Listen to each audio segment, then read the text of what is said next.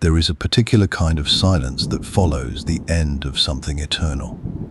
Not the silence of a quiet morning, or the silence of a library, or the kind you find at the edge of a still lake. This is a different silence entirely. It is the silence that settles over a world that has just realized the thing it believed would last forever won't. That is the silence that fell over the ancient world in the 5th century after Christ, and it has been echoing ever since. Rome. Even the word carries weight. It carries columns of white marble and the smell of bread baking in a city of 1,000,000 souls. It carries the sound of Latin spoken across 3 continents, the creak of aqueducts moving water through the desert, the particular clank of a Roman soldier's sandal on a stone road that stretched, impossibly, from the Scottish highlands to the sands of Mesopotamia. At its height, the Roman Empire governed somewhere between 50 and 90 million people, perhaps a quarter of every human being alive on Earth. It was not merely a political entity. It was a civilization. It was, to the people who lived beneath its vast shadow, simply the world. And then, slowly, so slowly that many Romans never quite noticed it was happening, it ended. This is the story of that ending. But here is the first and most important thing you must understand about the fall of Rome. It did not fall in a single moment. There was no single morning when citizens woke to find their empire gone. History rarely works that way. Instead, Rome unraveled over centuries, pulled apart by forces that were sometimes external and sometimes deeply, painfully internal. It was a collapse not of stone or steel, but of will, of trust, of the invisible agreements that hold any great civilization together. The historian Edward Gibbon, writing in the 18th century, spent 6 volumes and over 1,000,000 words trying to explain it. Scholars have been arguing with him, and with each other, ever since. Some count as many as 210 distinct theories for why Rome fell. Economics, disease, military overextension, climate change, lead in the water pipes, the rise of Christianity, the decline of civic virtue, political corruption so normalized it became invisible. The truth, as it almost always is everything at once. To understand the fall, we must first understand what we are watching fall. At its peak, under emperors like Trajan and Hadrian in the early 2nd century AD, Rome was a machine of breathtaking sophistication. Its legal system formed the backbone of nearly every Western legal code that exists today. Its roads, over 80,000 kilometers of them, were so well engineered that many are still visible from the air 2,000 years later. Its army was the most disciplined, organized, and lethal fighting force the ancient world had ever produced. And its capital city, Rome itself, was a place of staggering beauty. The Pantheon, the Colosseum, the forums, the aqueducts delivering fresh water daily to public baths, fountains, and private homes across the city. This was the thing that would collapse, and to watch it fall, we must meet the people who presided over its long unraveling. There is Diocletian, the soldier emperor who tried to hold the empire together by dividing it in 2, a decision made in desperation that would, in time, accelerate the very fragmentation he feared. There is Constantine, who legalized Christianity and moved the empire's beating heart east to a new city on the Bosphorus, a city he named, with characteristic modesty, after himself. There is Theodosius, the last man to rule a united Rome, who died in 395 AD and left half an empire to each of his 2 young sons, neither of whom was ready for what was coming. And then there are the figures who arrived from beyond the borders. Alaric, the Visigoth chieftain who sacked Rome in 410 AD, the first time the city had been taken by an enemy in 800 years. Attila, the terrifying king of the Huns, who swept across Europe with such devastating speed that contemporaries called him the Scourge of God. And finally, in 476 AD, a man named Odoacer, a Germanic chieftain of no particular fame, who deposed a teenage emperor named Romulus Augustulus, a boy whose name combined with bitter irony both the founder of Rome and its first emperor, and simply did not bother to appoint a replacement. That was it. No grand proclamation, no dramatic last stand, just a quiet administrative decision and a silence settling over the Western world. We begin, as all great collapses do, not at the end, but long before anyone thought an end was possible. Every great structure, before it falls, whispers. It whispers in the small things, a crack along a foundation wall that someone paints over and decides not to think about, a beam that bends slightly more than it should under a familiar weight, a sound in the night that the household convinces itself was nothing. The collapse, when it finally comes, shocks everyone. And yet, looking back, the signs were always there, patient and waiting, written into the very bones of the thing, long before anyone cared to read them. Rome was no different. To find the first true fractures in the Roman world, the ones that would never fully heal, we do not go to 476 AD, the date most history books stamp as the official end. We go back further, much further. We go to a period so violent, so chaotic, and so relentless in its disasters that historians gave it a name that needs no embellishment. They called it the crisis of the 3rd century. And crisis, in this case, is not a word chosen for drama. It is simply the most accurate word available. The year is 235 AD. The emperor is a man named Alexander Severus, young, scholarly, deeply influenced by his mother, and almost entirely unsuited for the particular moment history had placed him in. On the empire's northern frontier, Germanic tribes are pressing harder than they have in a generation. On the eastern frontier, a newly resurgent Persian empire under the Sassanid dynasty has begun to push back against Roman power with a ferocity that hadn't been seen since the days of the great Parthian wars. The army is restless.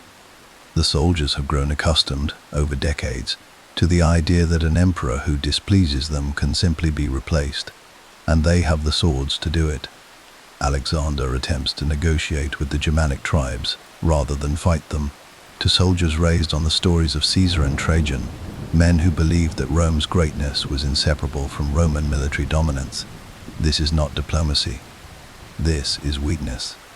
And weakness, in the Roman army of the 3rd century, was the one thing an emperor could not afford. In the spring of 235 AD, Alexander Severus was murdered by his own troops. He was 26 years old. His replacement was a man named Maximinus Thrax, a giant of a soldier, reportedly standing over 8 feet tall by some ancient accounts, the son of a Goth father and an Alanic mother, a man who had risen through the ranks entirely on the basis of his physical ferocity and military talent. He was, depending on your perspective, either exactly what Rome needed or the beginning of something deeply dangerous. He was, in fact, both, because what Maximinus Thrax represented was not just a change of emperor. He represented a change in what an emperor was. For the first time, Rome was ruled by a man who had never set foot in the city of Rome, a man who had no connection to the Senate, no roots in the old aristocratic families, no relationship with the complex political traditions that had, for all their dysfunction, given Roman government a certain continuity. He was a soldier who had seized power because soldiers had the power to do the seizing. Once that door was opened, it proved nearly impossible to close.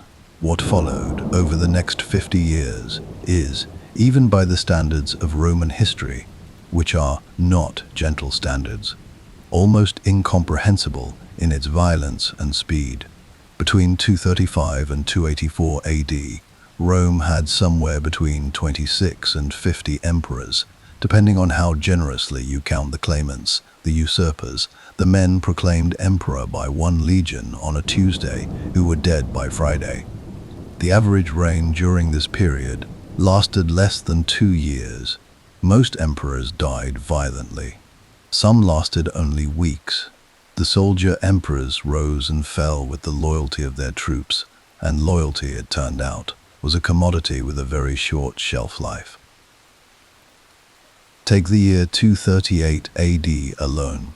In that single year, Rome had 6 different emperors. 6 men who held, or claimed to hold, the most powerful office in the known world, and 5 of whom were dead before the year was out. History has given this year its own name too, the year of the 6 emperors.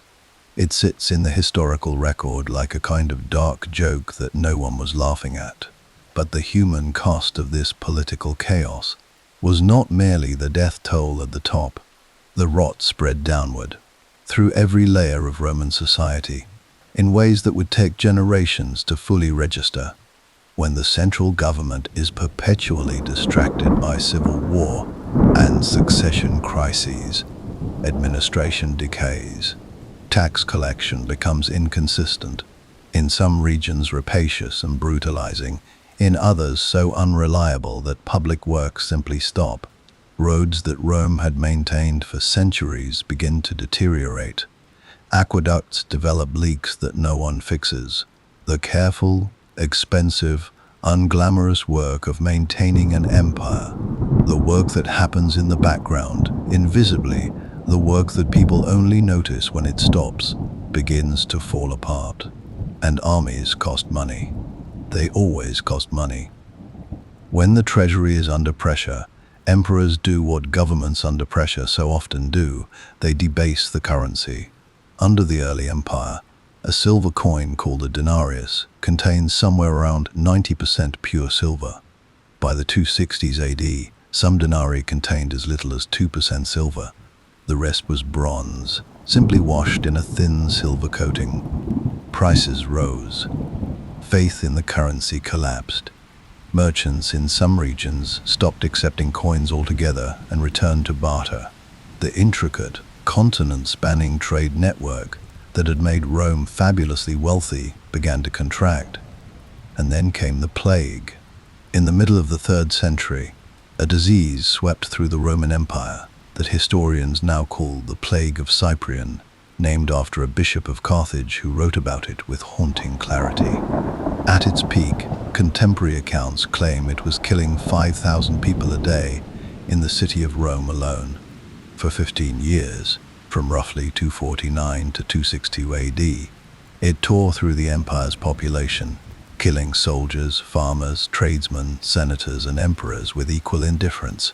The plague of Cyprian did not destroy Rome, but it did something almost as damaging.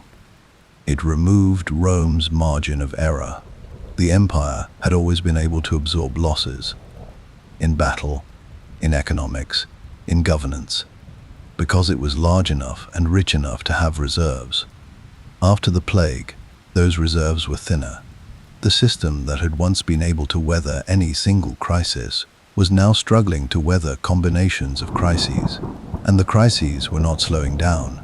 Meanwhile, on the borders, Rome's enemies had noticed something important. The empire was distracted.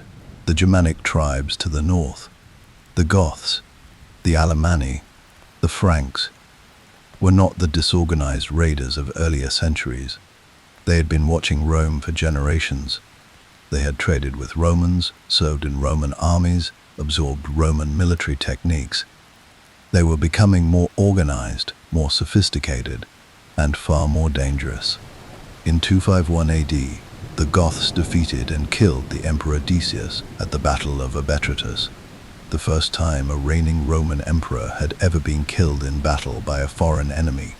It was a moment of profound psychological shock to the Roman world, a crack in the mythology of Roman invincibility that would never quite be repaired. To the east, the Sassanid Persians delivered an even more humiliating blow. In 260 AD, at the Battle of Edessa, the Emperor Valerian was captured by the Persian king Shapur I, not killed. the ruler of Rome, the man whose face appeared on every coin in the empire, taken alive by a foreign king. Ancient accounts, likely exaggerated but no less revealing for it, claim that Shapur used the elderly emperor as a human footstool when mounting his horse, until the man died in captivity, his body stuffed and put on display in a Persian temple. The Roman Empire, quite simply, had never been so humiliated, and the humiliation had an audience of millions. And yet, Rome did not fall here. This is something worth sitting with for a moment, because it is easy, tracing this catalogue of disasters, to assume that collapse was inevitable.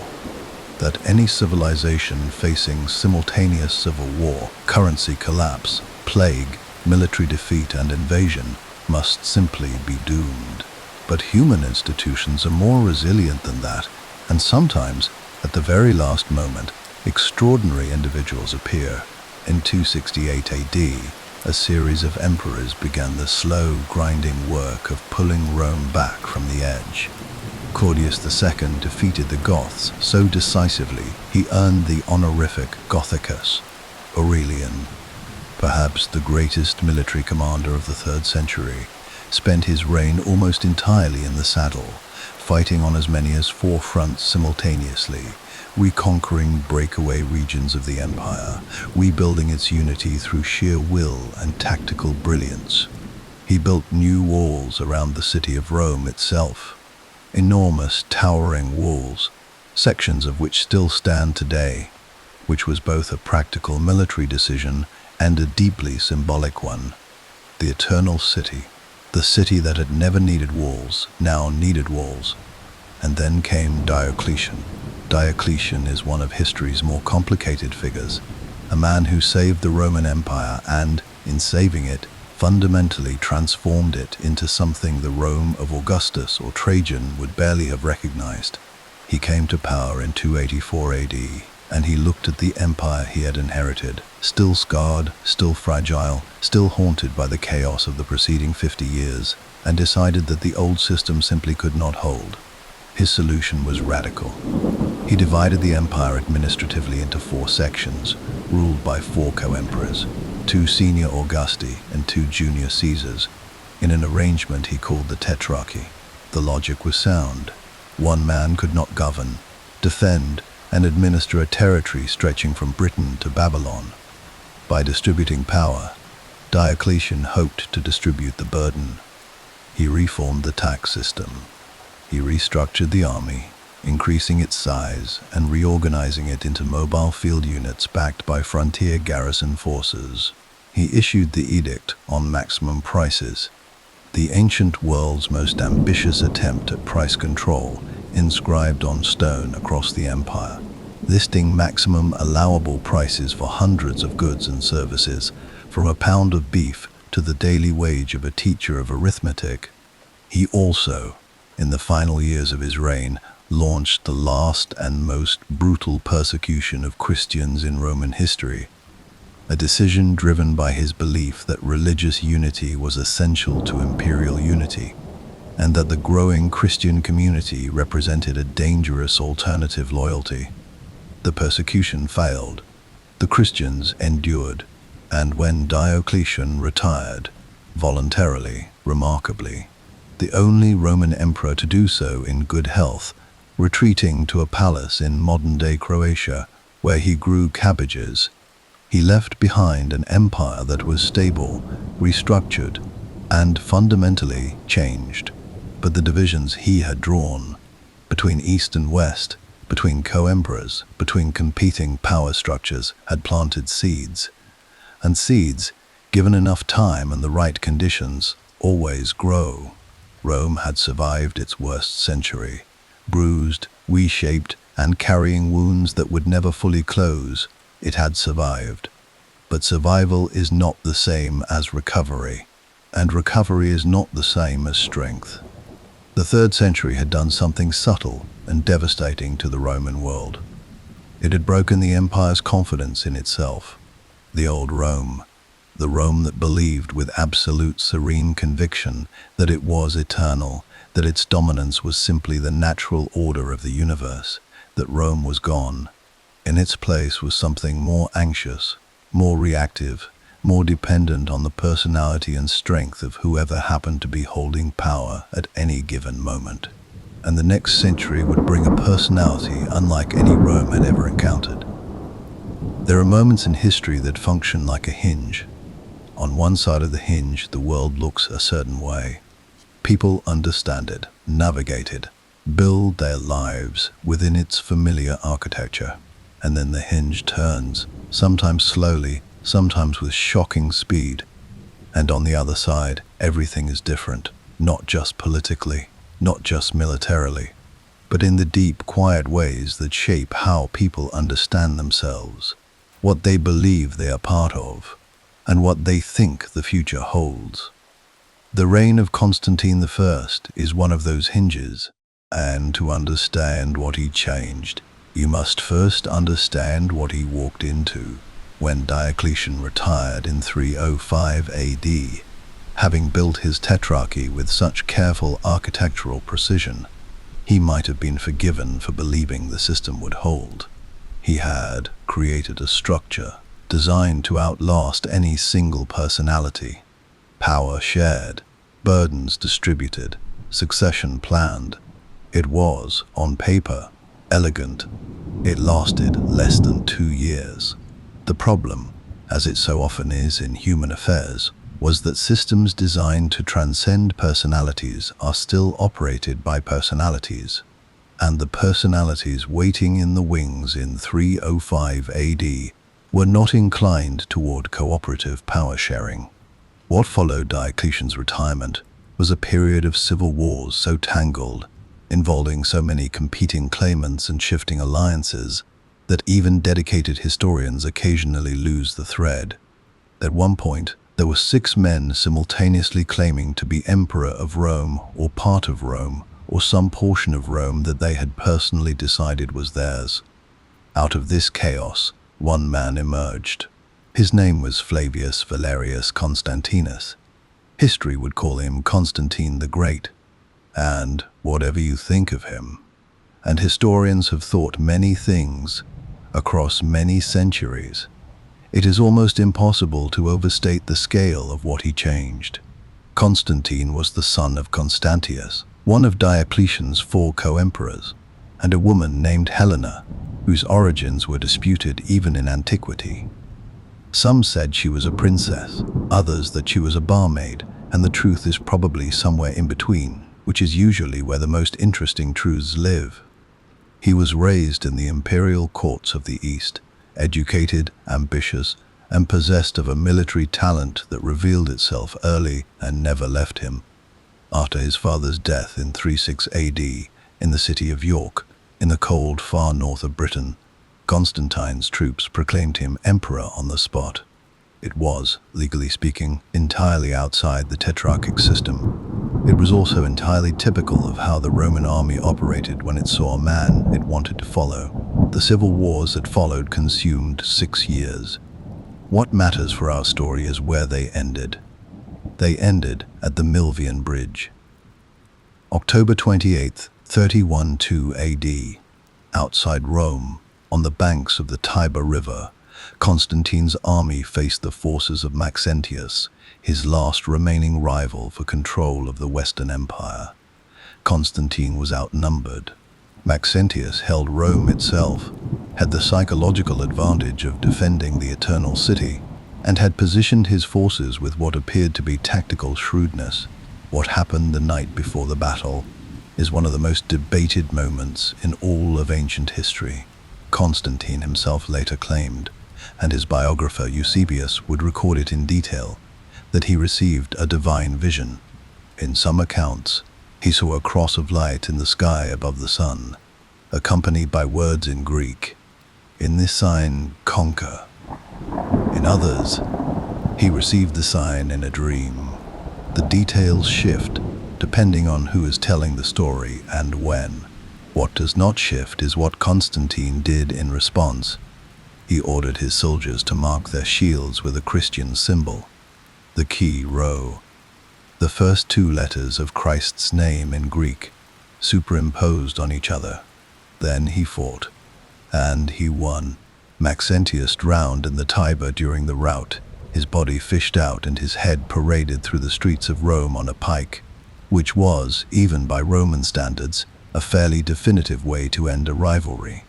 Now, whether Constantine experienced a genuine religious conversion, or whether he was a supremely sophisticated political operator who recognized that Christianity, by 312 AD, already the faith of perhaps 10 to 15% of the empire's population, with deep roots in the middle classes and the military, represented an extraordinary source of political unity and loyalty, is a question that historians have been arguing about for 17 centuries.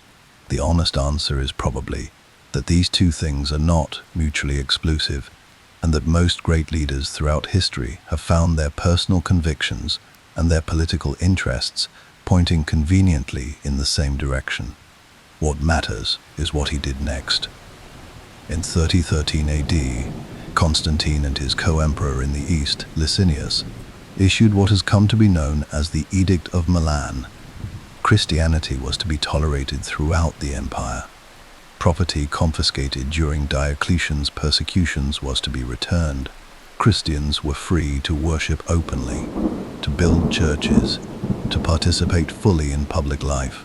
For a community that had spent its entire existence under the shadow of intermittent persecution, that had met in catacombs and private homes, that had watched its members fed to lions in the arenas that Rome built for popular entertainment, this was not merely a political development.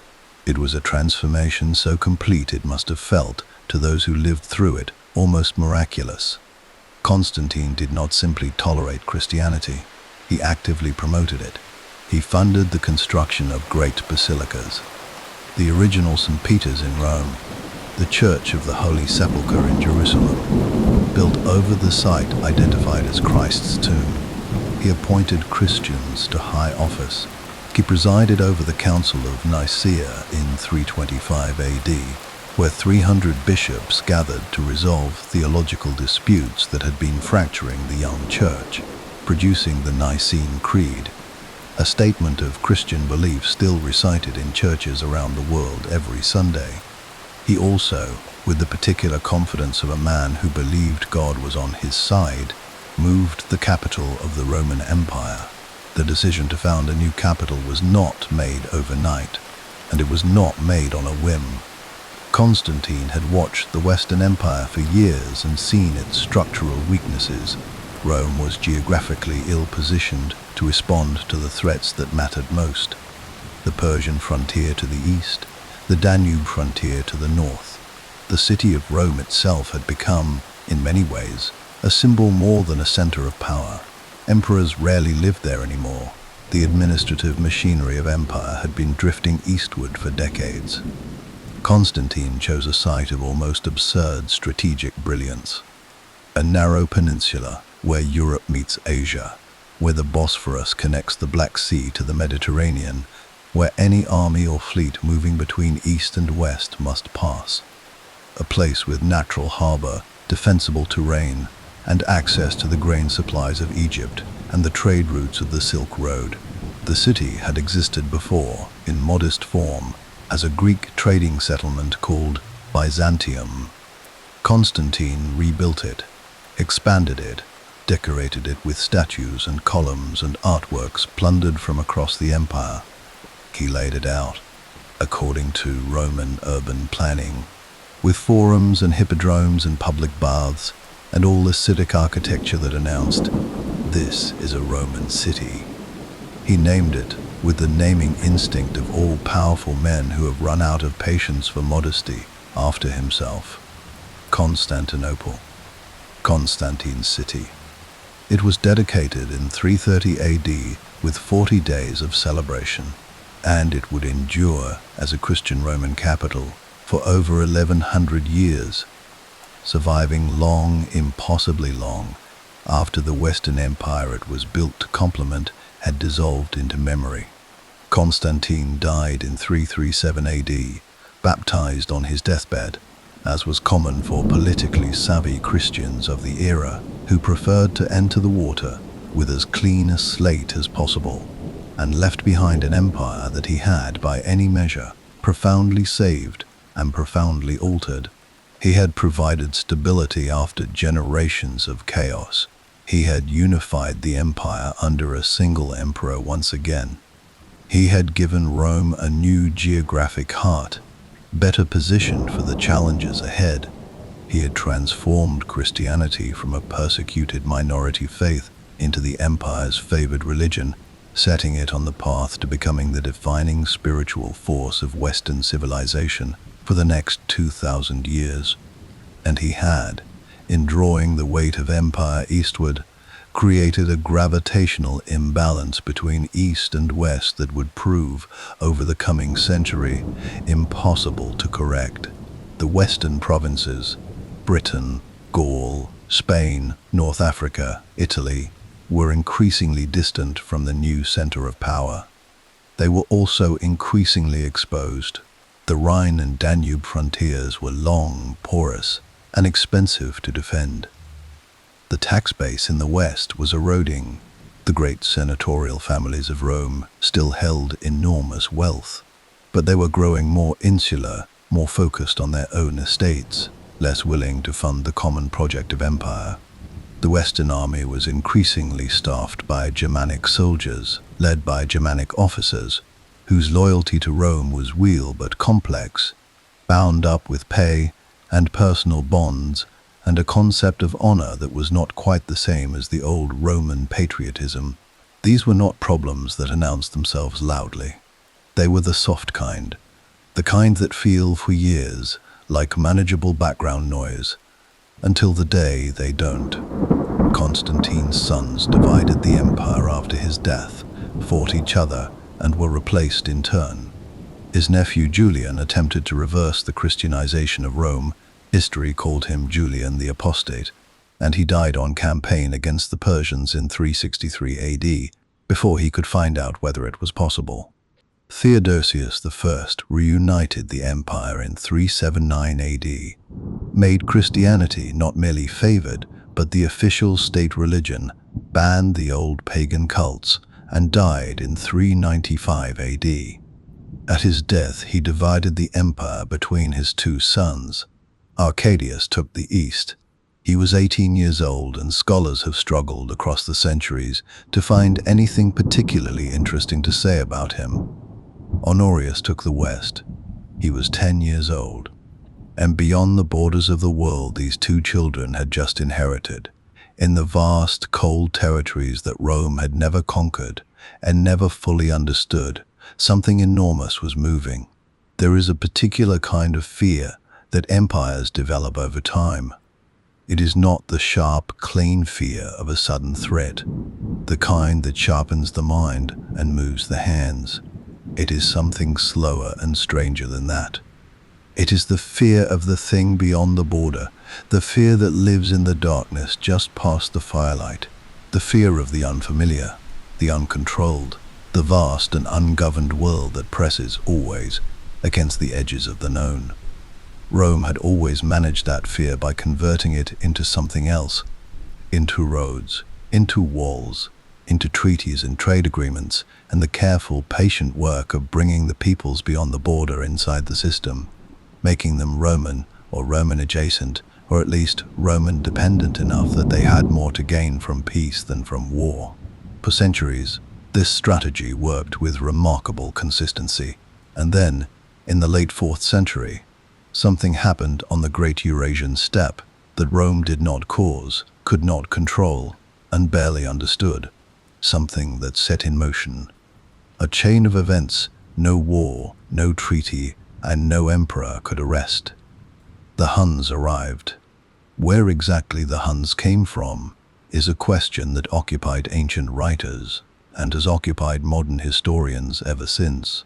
They appear in the Roman sources like something conjured from nightmare, riders of extraordinary skill, able to eat and sleep in the saddle, to loose arrows at a full gallop with lethal accuracy, to appear seemingly from nowhere and vanish just as completely. The Roman historian Ammianus Marcellinus, who wrote about them with barely contained horror, described them as barely human, as creatures who lived on horseback so completely that they seemed uncomfortable on solid ground. This was, of course, the particular literary habit of civilizations confronting peoples they do not understand, to render the unfamiliar monstrous. The Huns were not monsters. They were nomadic pastoralists from the Pontic steppe, exceptionally mobile, exceptionally organized for the kind of fast-moving warfare that settled civilizations found almost impossible to counter. They were dangerous in the precise, specific way that all highly adapted organisms are dangerous when they enter a new environment. And the environment they entered in the 370s AD was the world of the Germanic peoples who lived on Rome's northern and eastern frontiers.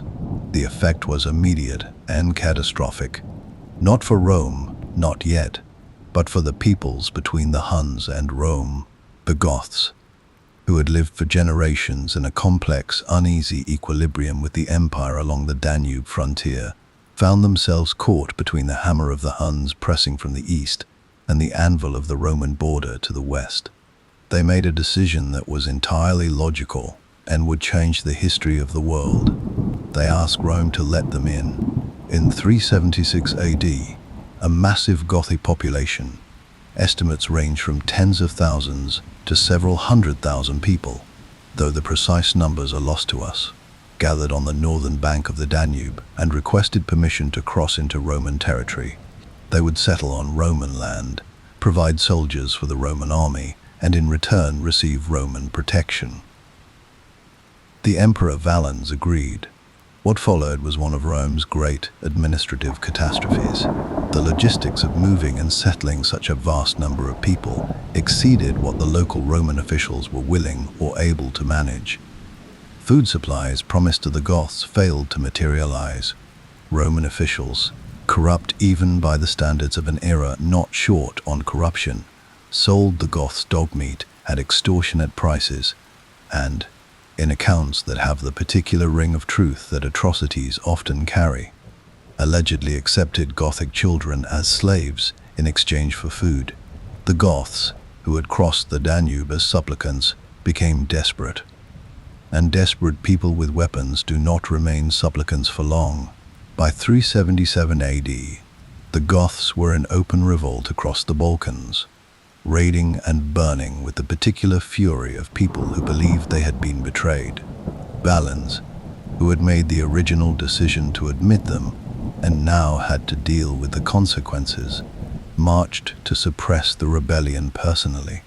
On August 9th, 3078 AD, at a place called Adrianople in what is now northwestern Turkey, the Roman army met the Gothic forces in open battle. The Roman army was destroyed. Valens himself was killed, his body never recovered, lost somewhere in the chaos of the rout. 2/3 of the Eastern Roman army died on that field.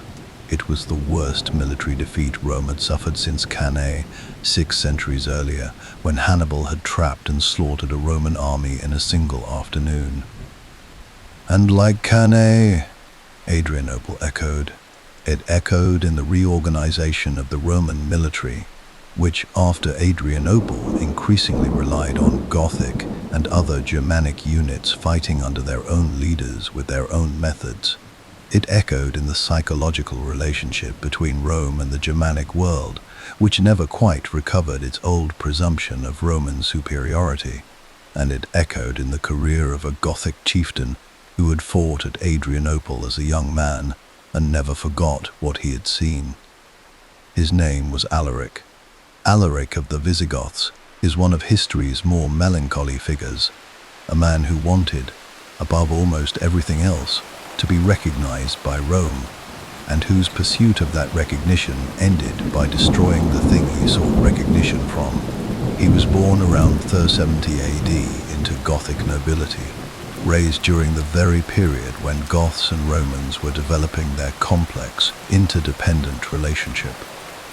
He served in the Roman army. He understood Roman military strategy. He spoke Latin.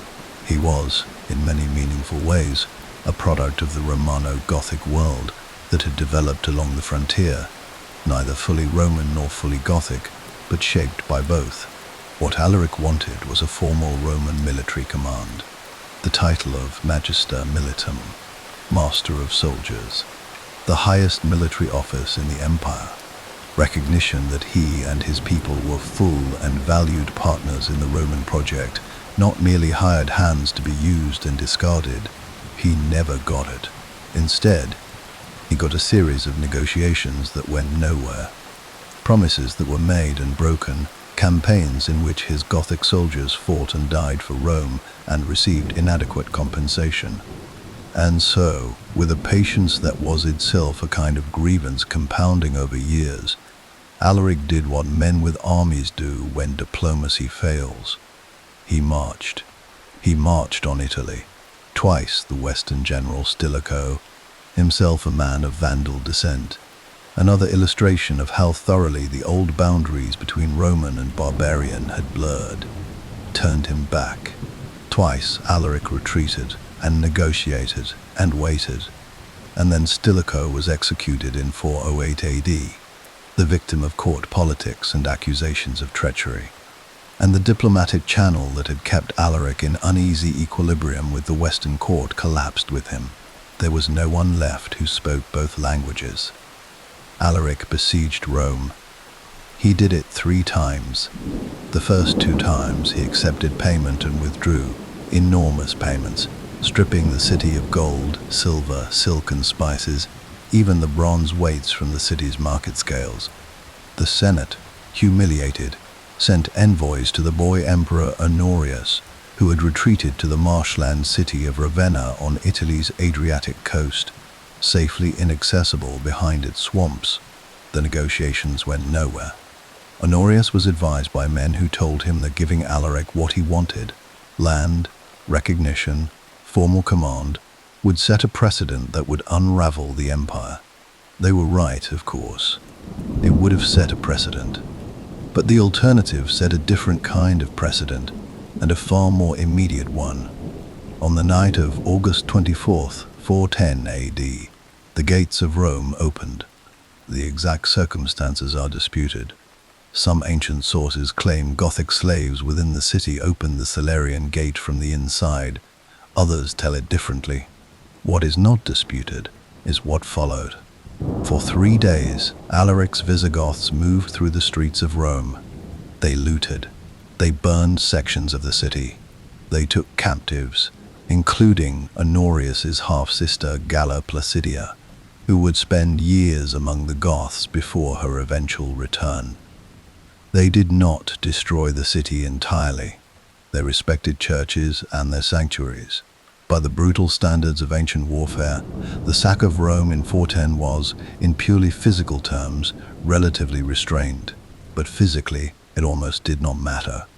What mattered was the idea, the eternal city, the city that had stood inviolate for 800 years, that had survived Hannibal and countless other threats, that Romans across the empire had understood as something beyond the reach of ordinary catastrophe.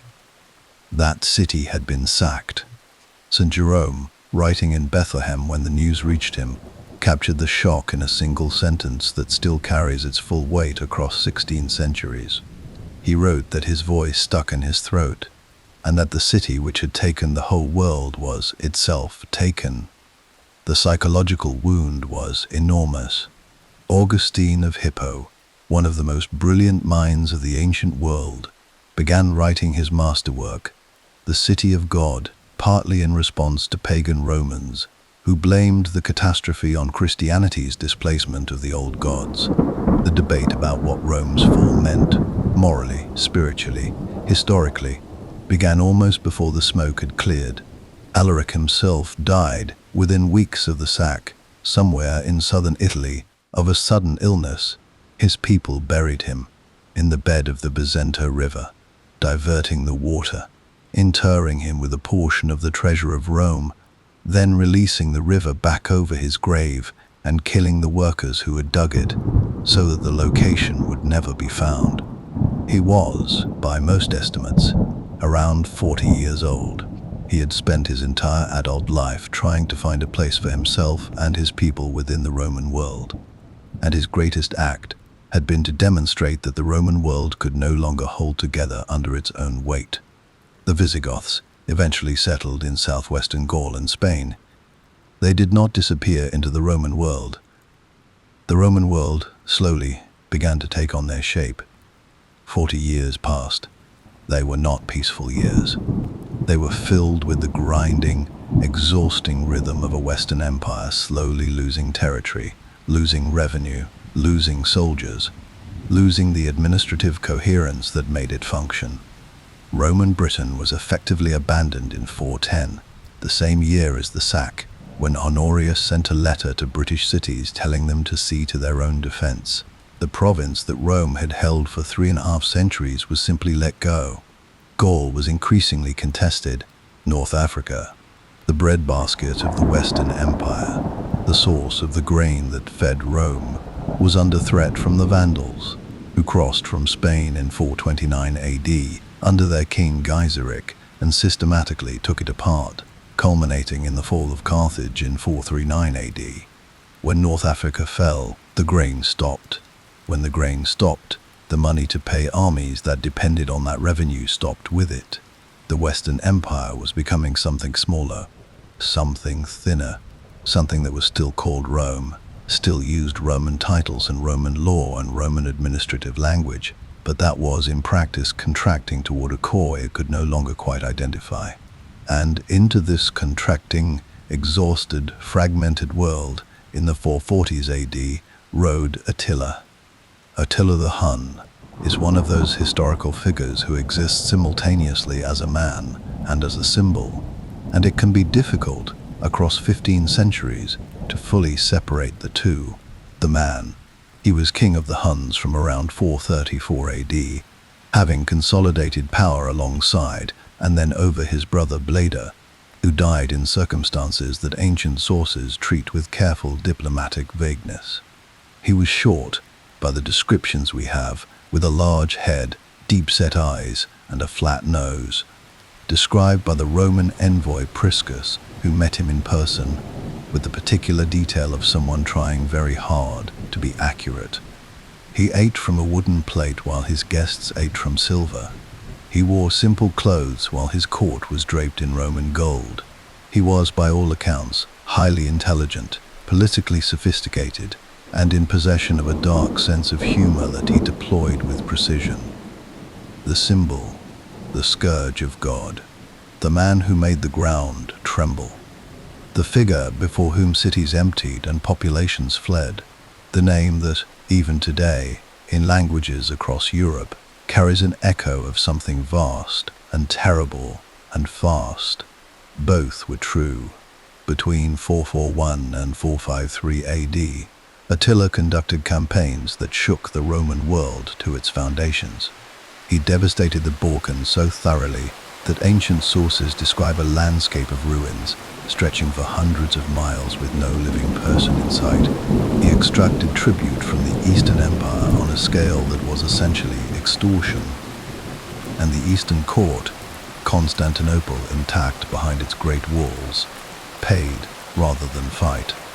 He turned west, crossing the Rhine in 451 AD with an army that ancient sources describe in numbers so large as to be certainly exaggerated and certainly enormous.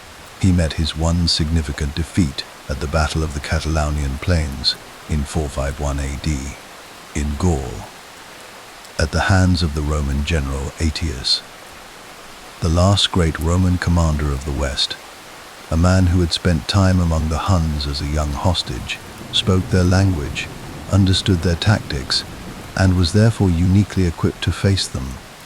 The battle was catastrophic in scale and inconclusive in outcome, but Attila withdrew, and history recorded it as something like a Roman victory.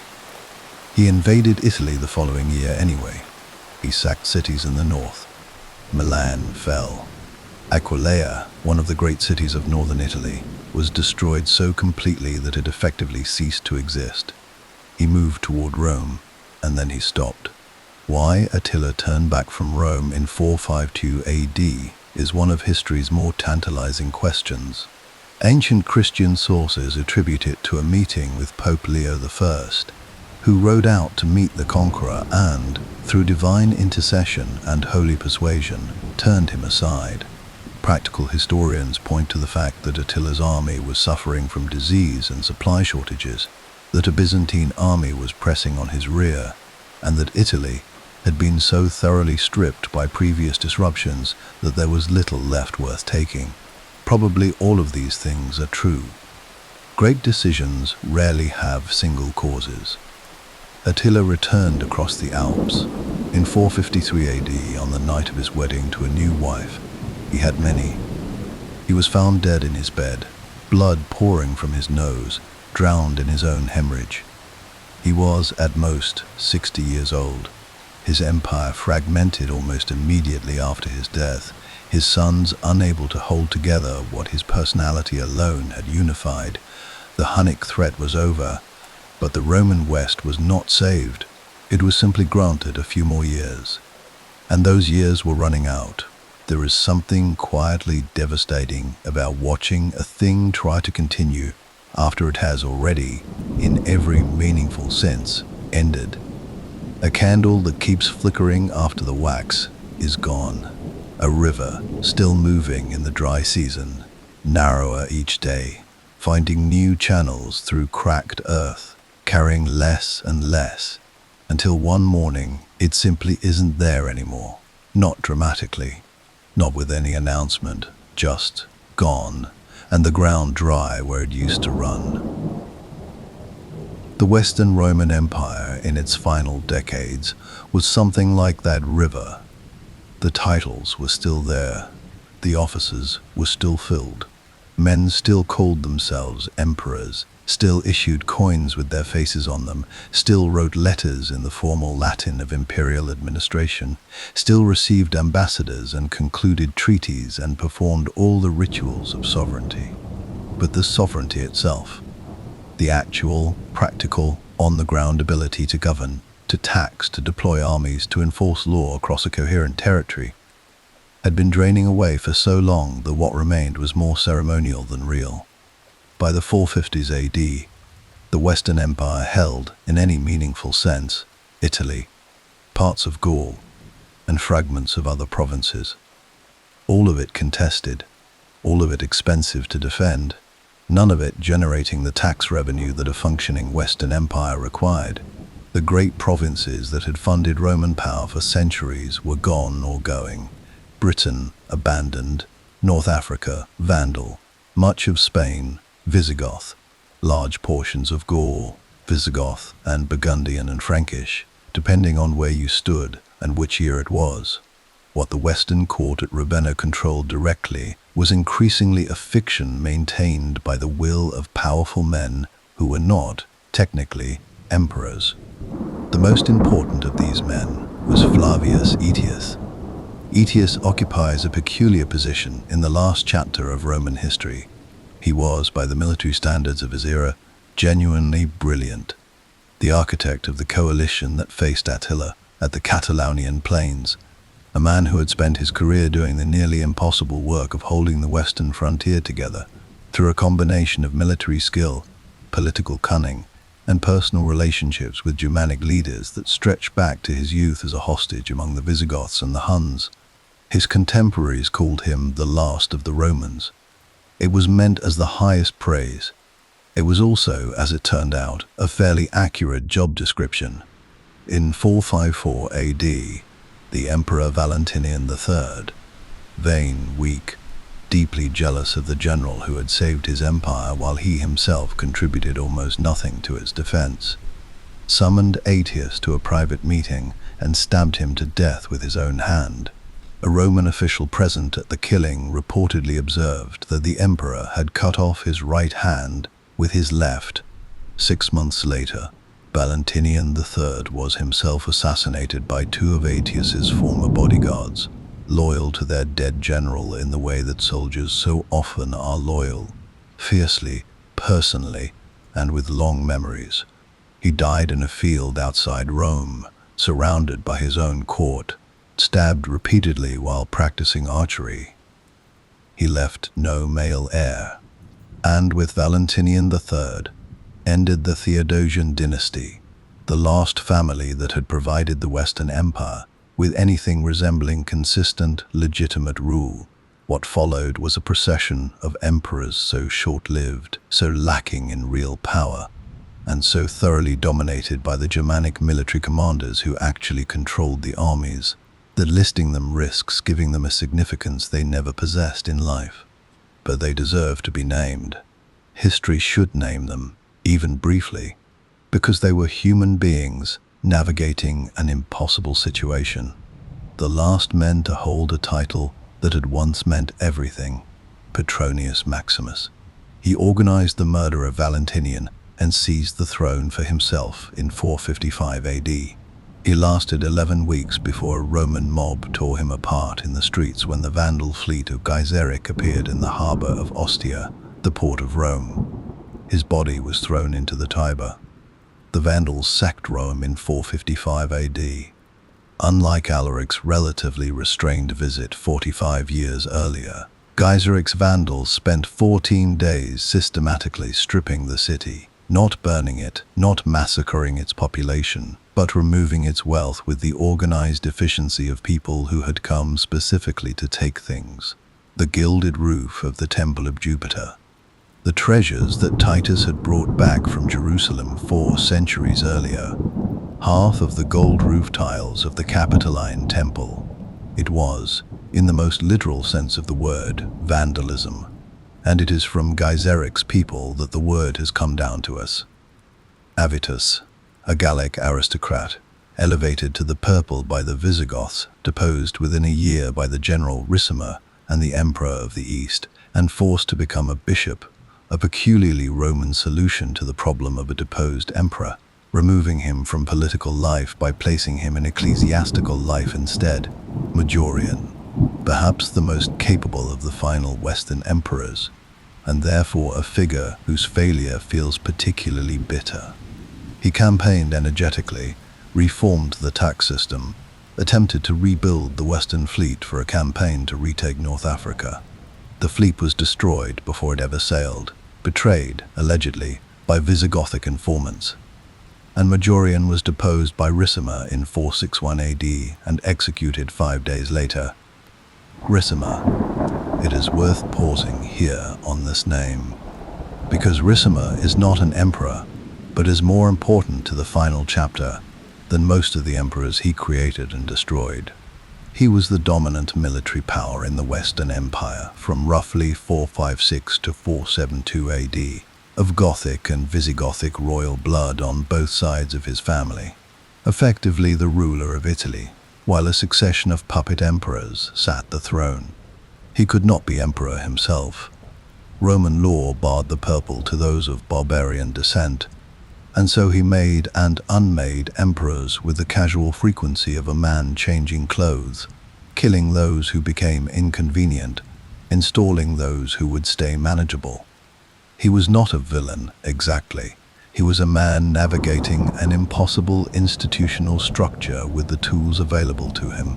But his dominance illustrated, more clearly than almost anything else in this period, what the Western Empire had become, a political fiction maintained because it was useful to the men who actually held power. Libius Severus, Anthemius, Olybrius, Glycerius, Julius Nepos. Each name a briefly burning light, each reign shorter, more precarious, more dependent on the sufferance of men with armies than the last. The Eastern Empire watched, intervened occasionally, sent candidates for the throne who were accepted or rejected by the Western military commanders based on calculations of personal advantage. The machinery of imperial legitimacy ground on, producing emperors with the mechanical reliability of a system that had not yet been told it was no longer needed.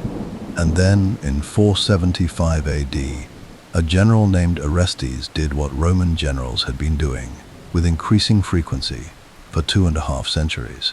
He marched on Ravenna, deposed the reigning emperor Julius Nepos, and put his own son on the throne. His son was a boy of perhaps 15 or 16 years old. His name, in one of those ironies that history occasionally produces with such precision that it feels almost staged, was Romulus Augustulus. Romulus, the name of the man who had, according to legend, founded the city of Rome more than 1,200 years earlier. Augustulus, a diminutive of Augustus, the name of the first emperor, the man who had transformed the Roman Republic into the Roman Empire and set this entire vast story in motion. Romulus Augustulus, the little Augustus. The last emperor of the West was named simultaneously for the beginning of Rome and the beginning of empire, and carried both names in their smallest, most diminished forms. History, when it chooses to speak, can be extraordinarily precise. The immediate cause of the final collapse was, appropriately, a payroll dispute. The Germanic troops who made up the bulk of the Western Roman army had long been accustomed to receiving, in addition to their regular pay, grants of land in the territories they defended. A practice that had evolved over generations as the cash economy of the West deteriorated, and land became the only reliable form of compensation. By the 470s, these soldiers wanted approximately 1/3 of the land of Italy. Orestes refused. The man who led the demand was named Odoacer. He was of the Scyrian people, one of the many Germanic groups that had been absorbed into the Roman military system, and he was, by all accounts, a competent, pragmatic, and entirely unromantic figure. He had no grand ideology. He did not want to destroy Rome or replace it with something new. He wanted land for his soldiers, and he wanted a governing arrangement that reflected the reality of who actually held power in Italy. Orestes refused, and so Odoacer raised his soldiers in revolt in August of 476 AD. The campaign was brief. Orestes was captured near Piacenza and executed. Ravenna opened its gates, and on September 4th, 476 AD, a date that has been circled in history books ever since, Odoacer's soldiers brought the young Romulus Augustulus before their leader.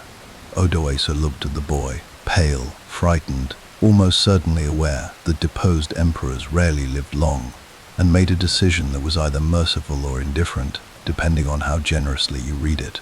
He let him live.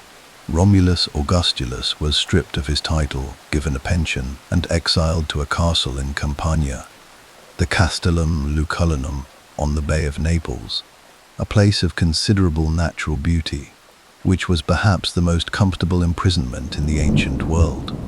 He disappears from the historical record within a few years.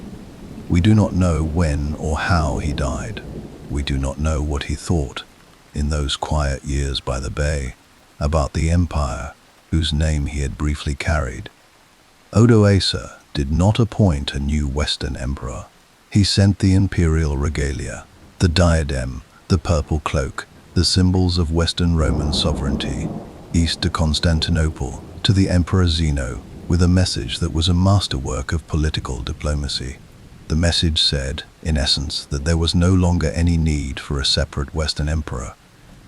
That one emperor, in Constantinople, was sufficient for the whole Roman world. That Odoacer would govern Italy as Zeno's representative, his viceroy, his man on the ground. Zeno, who had his own complicated politics to manage and no army positioned to contest the situation in Italy, even if he wanted to, accepted the arrangement with the grace of a man who understood he had no practical alternative. And with that exchange, not a battle, not a proclamation, not a dramatic last stand, but a diplomatic letter and a crate of imperial jewelry sent east across the Adriatic, the Western Roman Empire ended. It is worth sitting with the smallness of that moment, because the fall of the greatest empire the Western world had ever seen ended not with fire and apocalypse, but with paperwork. A boy sent to a castle by the sea, a letter written in careful Latin, a set of ornaments packed into a box and shipped to Constantinople. Somewhere in the administrative machinery of the ancient world, a scribe recorded the transfer, a secretary filed the correspondence, and the office of Western Emperor An office that had existed, in one form or another, for 500 years, was quietly closed. No one living in Rome on September 4th, 476 AD woke up and said, "The empire has fallen." There were no bells rung, no monuments toppled. The markets opened the next morning. Priests said their prayers. Bakers baked their bread. The sun rose over the 7 hills as it had always done, indifferent to the political arrangements of the creatures living beneath it. The people of Italy continued to call themselves Romans for generations. Odoacer used Roman administrative systems, employed Roman bureaucrats, followed Roman law. The Senate of Rome continued to meet and deliberate and produce its endless documentation. Latin remained the language of law and learning, and the church for another 1,000 years.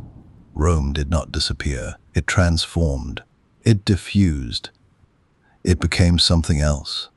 Many something else's, in fact, scattered across the successor kingdoms that divided its western territory, each one carrying fragments of Roman culture, Roman law, Roman language, Roman memory, into the new world that was slowly assembling itself from the ruins of the old. The Eastern Empire, the Empire of Constantinople, continued.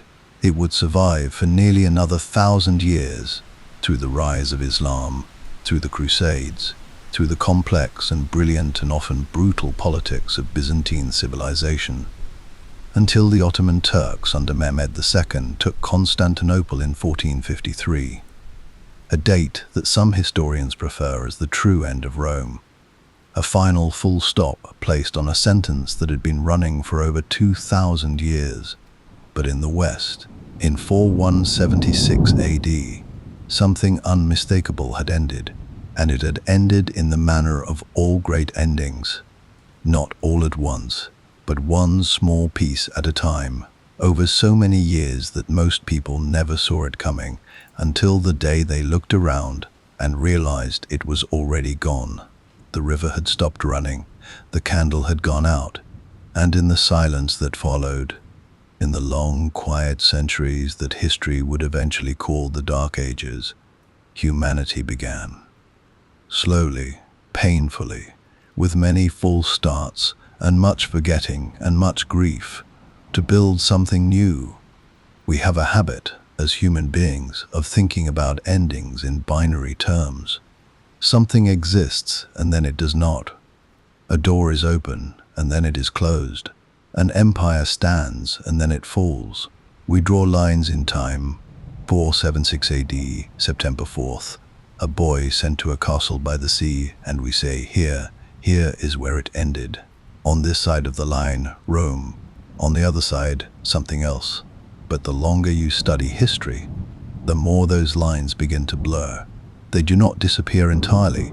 Dates and events are real, and they matter, and the ending of the Western Roman Empire was a genuine and consequential thing. But the lines become more porous, more complicated, more honest about the way the world actually works, which is not in clean breaks, but in long, slow transformations that carry the past embedded within them, like fossils in stone. Rome did not end in 476 AD. Not fully, not in the ways that matter most. Begin with the most immediate survival, the one that was already well underway before the last Western emperor was sent to his comfortable exile. The Christian Church. Constantine had made Christianity the favored religion of empire in the early 4th century. Theodosius had made it the official religion in 380 AD. And in the century that followed, as the Western Empire contracted and fragmented and finally dissolved, the Church did something remarkable.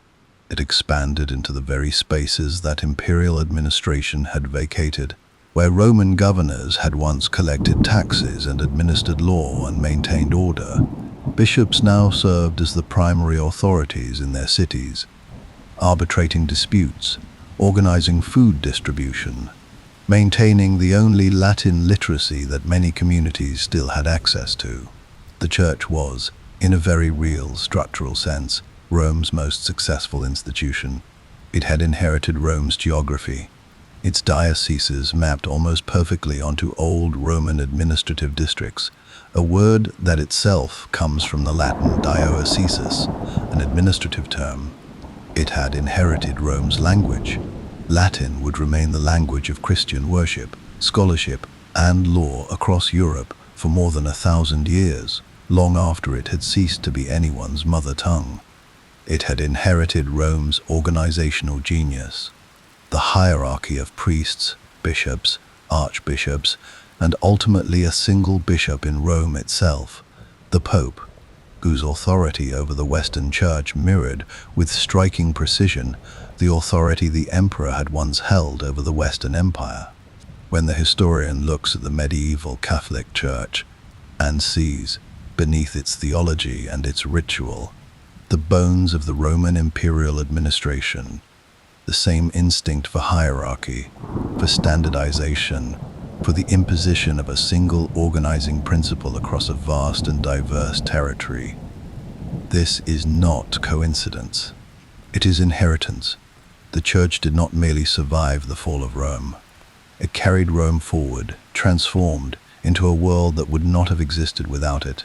The first medieval pope to truly act as a sovereign ruler in his own right was Leo I, the same man who had ridden out to meet Attila in 452 AD. The papacy, in other words, was already filling the power vacuum left by the weakening empire, while the empire was still, technically, alive. The transition was not a break. It was a relay. Then there is the law. Roman law is perhaps the most quietly pervasive of all Rome's legacies. Quietly pervasive because it is so thoroughly embedded in the legal systems of the modern world that most people who live within it have no idea they are doing so. The Justinian Code, compiled in the 6th century by the Eastern Emperor Justinian I, who himself represents another thread of Roman continuity, a man who rules from Constantinople, called himself Roman, spoke Latin, and devoted his reign in part to the attempt to reconquer the lost Western provinces. This code systematized and preserved the entire body of Roman legal thought. It was rediscovered in Western Europe in the 11th and 12th centuries and became the foundation upon which the legal traditions of most of continental Europe were built.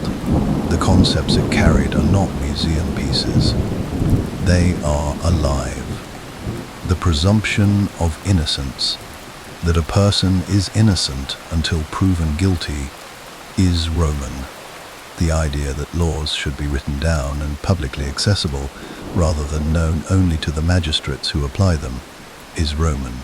The distinction between public law governing the state and private law governing relations between individuals is Roman. The legal concept of a corporation, an entity that has legal standing independent of the individuals who compose it, is Roman. Contract law, property law, inheritance law, in their deep structural logic, across dozens of modern legal systems, these are Roman. When a judge in a French court today applies the Napoleonic Code, they are applying a system that Napoleon's jurists consciously modeled on Roman law. When a student in a Spanish or Italian or German law school studies civil law, they are studying a tradition that traces its lineage in a nearly unbroken line back to the Roman jurists of the 2nd century AD. Even English common law, which developed its own parallel tradition and is proudly distinct from the Roman-derived civil law systems of the continent, absorbed Roman legal concepts through the medieval church courts and through the Renaissance rediscovery of classical learning. Rome taught the Western world how to think about law, and the Western world has never entirely stopped thinking in those terms. Then there are the roads. Roman roads were not merely convenient paths between cities. They were an infrastructure of power, of trade, of cultural exchange, and of the particular kind of connectivity that allows a civilization to think of itself as a single thing rather than a collection of isolated communities. At their peak, the Roman road system covered over 80,000 kilometers, built to engineering specifications, compressed layers of gravel and stone, cambered surfaces to drain water, regular milestones, maintained way stations, That would not be significantly improved upon in Europe until the 18th century. When the Western Empire fell, the roads did not immediately disappear. They were too well built for that. For centuries, medieval travelers, merchants, pilgrims, and armies moved along routes that Roman engineers had laid down. The roads shaped where medieval towns grew. Because medieval towns grew where Roman roads ran, where Roman bridges crossed rivers, where Roman way stations had once provided shelter.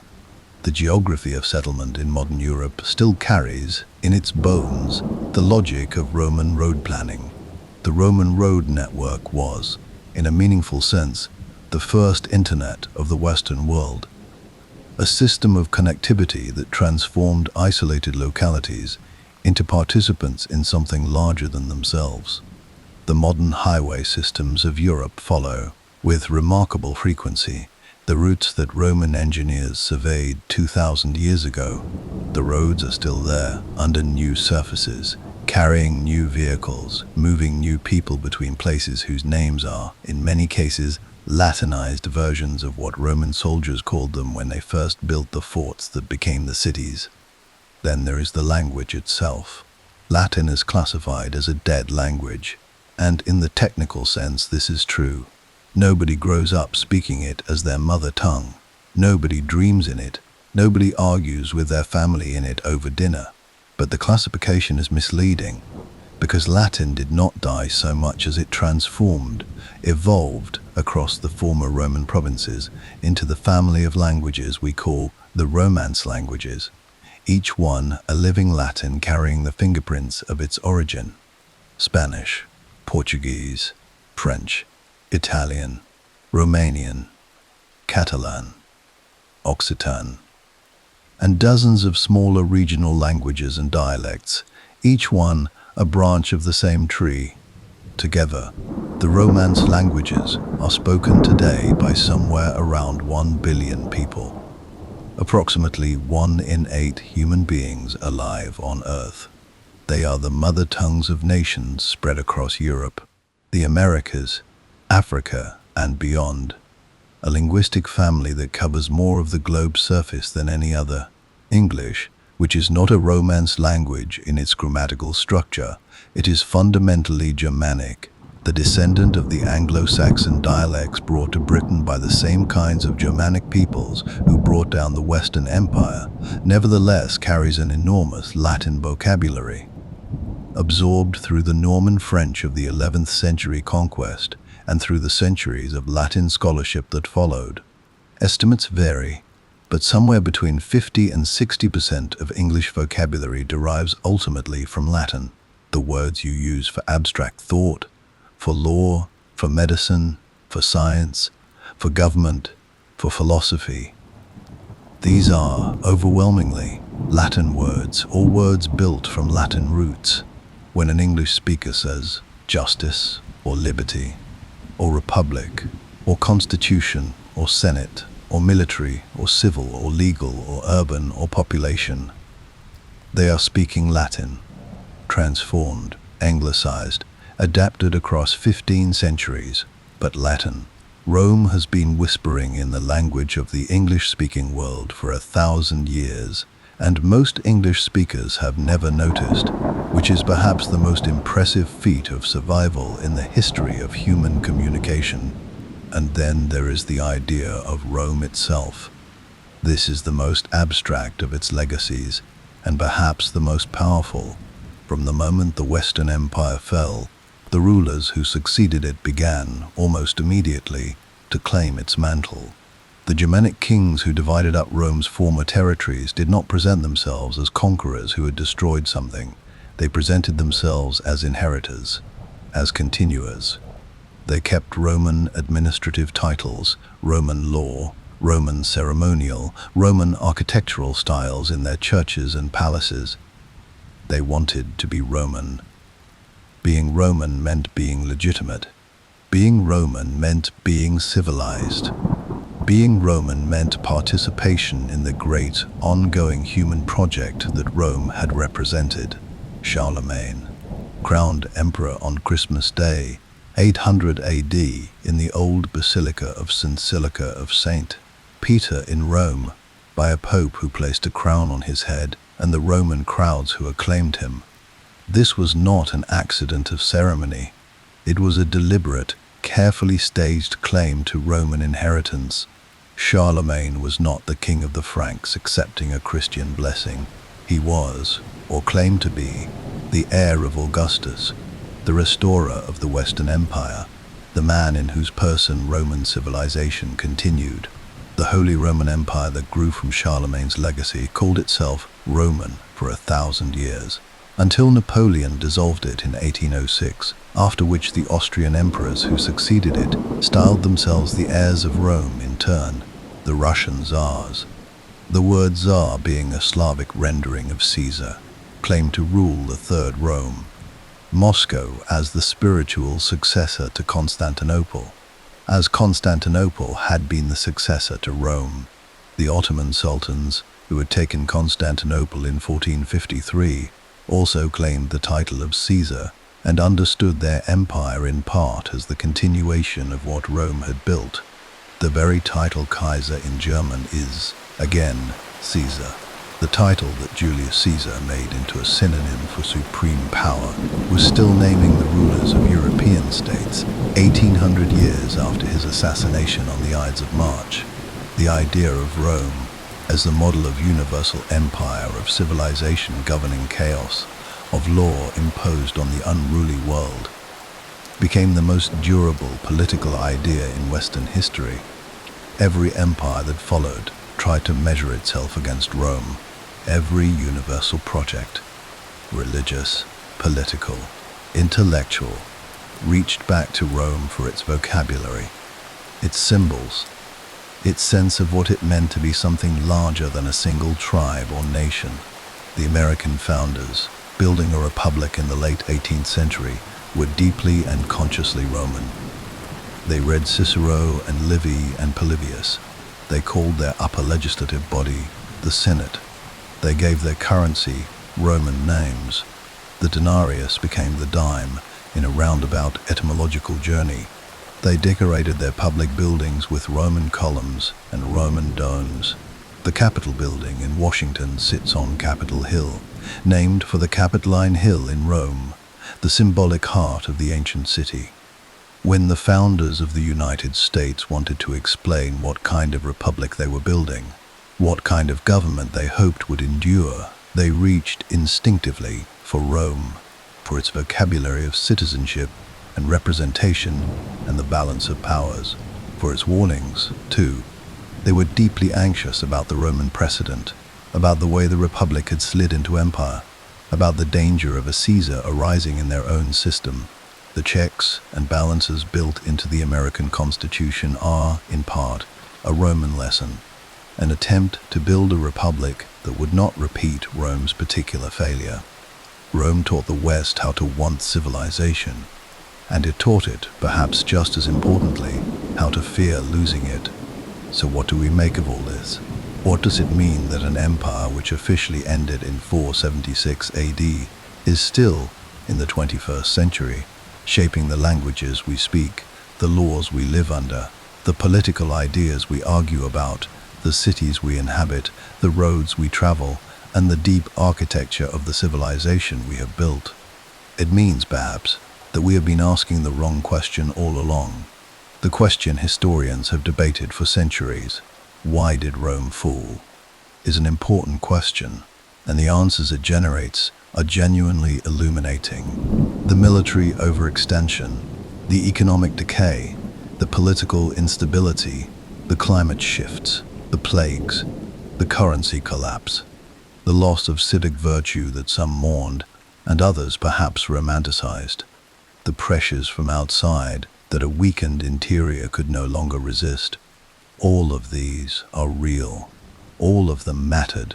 But the question that may be more interesting, more surprising, and more honest about what Rome actually was, is this one. How did Rome last so long? How did a city on 7 hills in central Italy, founded, if the legends are to be believed, by a man raised by wolves, manage to build an institution so durable that its language is still spoken by 1 billion people. Its law still governs the legal systems of dozens of nations. Its architectural vocabulary still shapes how we build the structures we consider most important, and its political ideas still live at the center of our most fundamental debates about how human beings should govern themselves. The answer, when you look for it, is not really about armies or roads or engineering, impressive as all of those were. It is about the idea.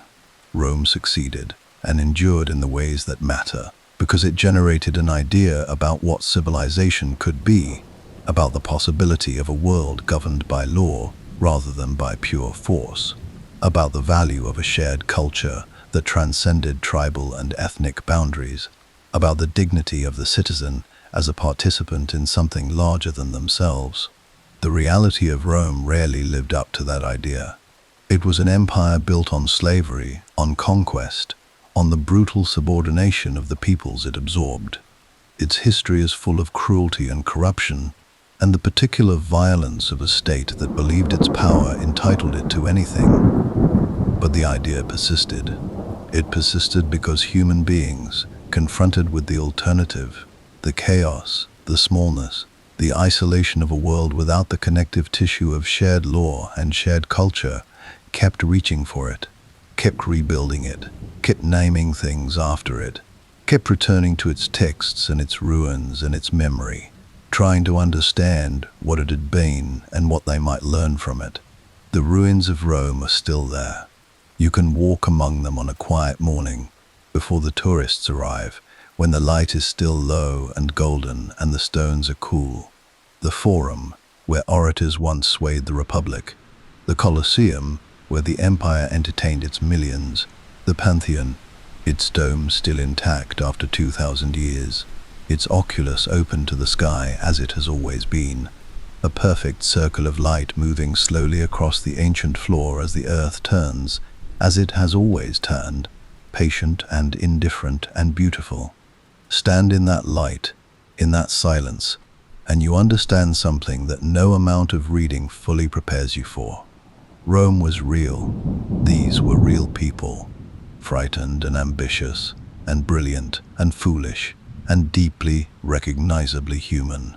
They built something extraordinary, and they watched it struggle and fracture and transform, and many of them mourned what was lost, and many of them were so busy living their lives that they barely noticed what was changing, until the world their grandchildren inherited barely resembled the one they had known. We are not so different from them, which is, depending on how you hold it, either a warning or a comfort. Perhaps it is both. Rome fell, and Rome never ended, and the long, complicated, unfinished conversation between those two facts is, in many ways, the conversation that Western civilization has been having with itself ever since. It is a conversation worth continuing. While stands the Colosseum, Rome shall stand. When falls the Colosseum, Rome shall fall. And when Rome falls, the world. Lord Byron, after the ancient pilgrims saying,